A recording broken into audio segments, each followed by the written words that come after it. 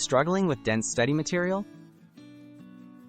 Feeling overwhelmed by lengthy textbooks or complex lectures is common. Summarizing the main points can make studying more manageable and help information stick. Let's explore 3 practical, time-saving methods to break down even the densest material, turning pages of information into clear, memorable summaries you can actually use. Tip 1. Use the Cornell note-taking method. The Cornell Method helps organize information efficiently. Divide your page into sections, main notes on the right, key terms or questions on the left, and a summary at the bottom. After your reading or lecture, briefly paraphrase the content in your own words.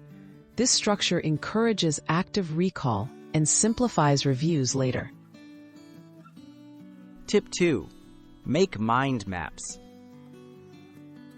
Mind maps turn complex text into visual summaries.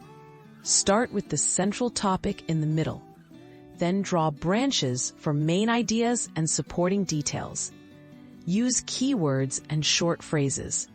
This method reveals the connections between concepts, making it easier to see the bigger picture and remember important information.